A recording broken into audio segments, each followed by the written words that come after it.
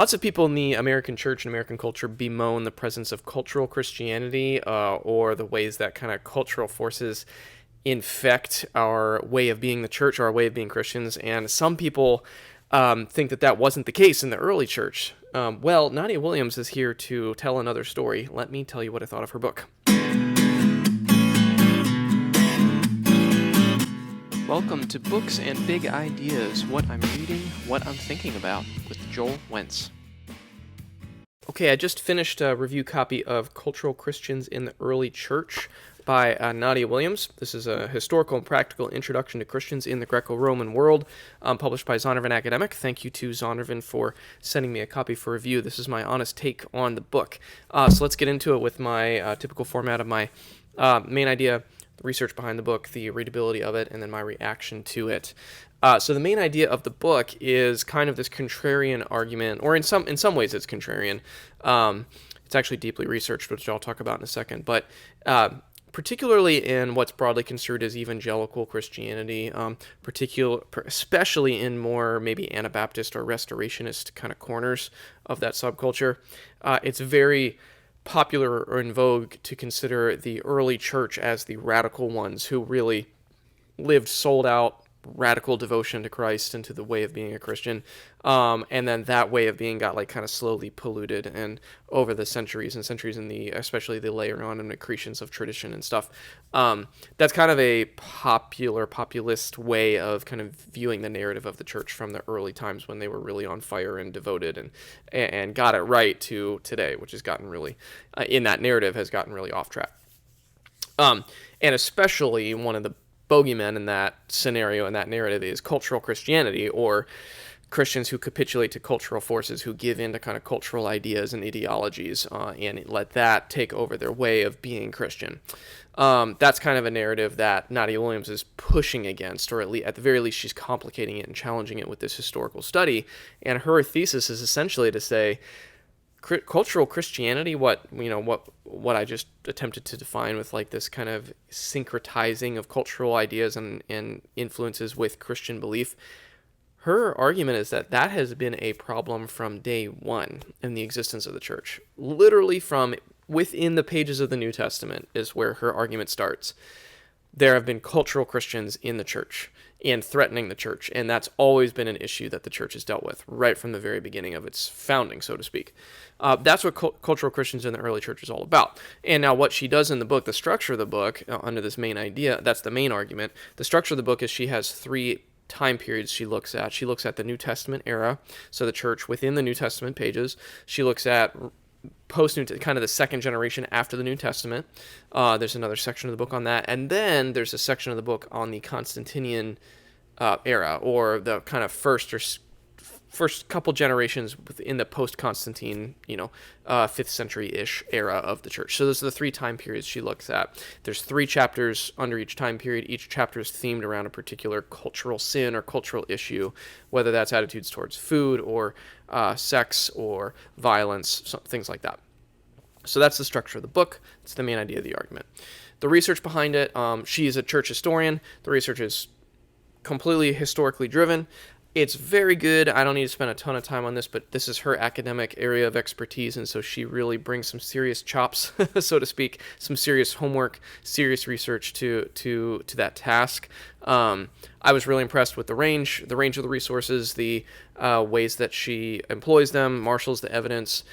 She does a good balance of quoting and a good balance of secondary references. It's really, really good, and it pointed me, some familiar names were on the list of researchers and scholars that I knew about, but there was also a really good list of things that I wasn't familiar with. There were primary texts I was familiar with and primary texts I was not as familiar with. One of the chapters, for example, is on the, I'm not sure how to pronounce it, Perpetua, the martyrdom of her and Felicity. I was pretty familiar with, I had read that account, the primary account, so that's one of the more familiar things, but there's also ones that get, and even that one she gets into some unfamiliar or less conventional understandings of it, so she really digs in, but she also employs lots of less familiar sources as well. So it's not all just super recognizable stuff. It's really, really good research. The readability of it, this is under Zondervan's academic line, but the readability did not strike me as, this probably could have been published under a more popular imprint. based on the style alone. The research is very academic, but the style is very approachable.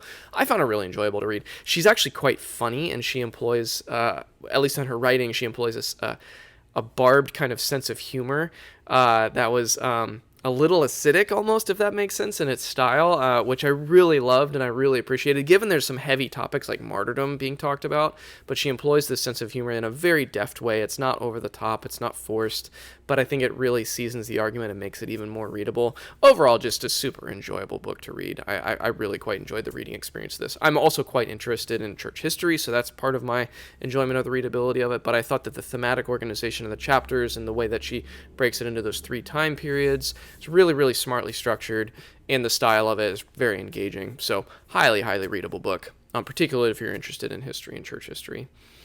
So that all gets me to my reaction to this book. What was my reaction to this book? Very positive. Very, very positive reaction. My kind of reactions to each individual chapter ranged from being seriously challenged to more of a subtle, like, oh, hey, I've never really considered that before. It kind of was a range. Each chapter had a slightly different reaction to me, but they all ranged from at minimum thought-provoking to more seriously provocative and challenging. An example of the latter is most of the chapters under the Constantinian era were, for me, the most illuminating, provocative, surprising of her whole argument in this book. In particular, I think it's the last chapter, which is on the so-called Desert Fathers, the flight of people like Anthony out to the deserts in Egypt, for example. She has a very, very interesting, provocative kind of take on that phenomenon in the early church.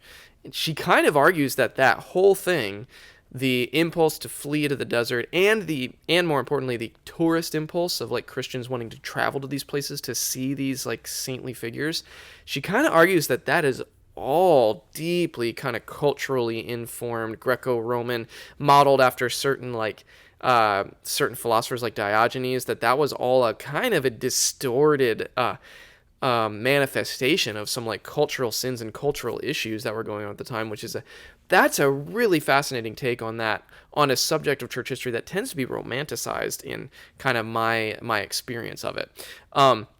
There's also a really fantastic chapter on stuff like the Donatist controversies and how the schisms and violence within the church were kind of cultural sins in her take.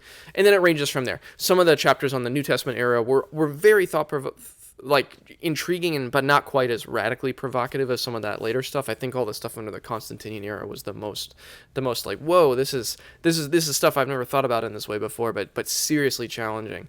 But overall, kind of just to tie this all together, the whole thesis works. I think her thesis works extremely well. In her concluding chapter, she pulls some concluding thoughts together about like how might this relate today. And I should say too, just on that note, in each chapter, she offers a few references to how some of these conversations might relate to like the challenge of, I don't know, COVID-19 era policies in relation to the government, or immigration policies, or things like abortion or attitudes towards sex and gender. Like all that stuff is lightly threaded throughout the book, but it's mostly historical stuff. And the concluding chapter gives some concluding thoughts on how this might relate to our time today. Which I thought was really good. If anything, I almost wanted a longer, maybe a sequel book just on that. How do we relate some of these historical phenomena to today? But this is a book primarily about history, so that's not what the book is setting out to do. I just kind of was so intrigued by the argument, I wanted some more of it when I put the book down. But all I'm trying to say really is that as an historical argument, I think her thesis is borne out well in this book. I think that she brings the receipts, so to speak, of her primary texts, especially in some of the historical events she's pulling on. She does not provoke without bringing some serious marshaling evidence and some serious thought behind it. And this overall argument, I got to say, on a gut intuitive level, when I slow down and just even kind of pause and reflect on this, it makes some intuitive sense to me that this idea of cultural Christianity has always been a problem, and there's never been an age in the church where it's been pristine and not infected by cultural sins, and that maybe the task of being the church is to be a little bit more wise and discerning no matter what age we're in. And I think her book does a remarkable job at being a super readable, super engaging, funny when it's appropriate, an appropriate way to kind of to wrinkle and complicate that simplistic narrative that many, especially conservative evangelicals, might have, that the early church was this kind of almost Garden of Eden stage in our history when we had it all right and we've only gone downhill from there. Her book really, in a helpful way, goes a long way towards complicating that narrative. And I think that's important. I think it's an important thing that needs to be corrected, and especially in kind of popular or populist retellings of the history of the early church. So if anything, I want some more. I want some more on this topic. I want some more application and maybe practical work as to how this could apply to today. But bravo for a really excellent historical argument that's easy to read, easy to digest, understandable, and quite compelling. So those are my thoughts on the Cultural Christians in the Early Church by Nadya Williams and put out by Zondervan Academic. As always, thanks for taking some time to watch.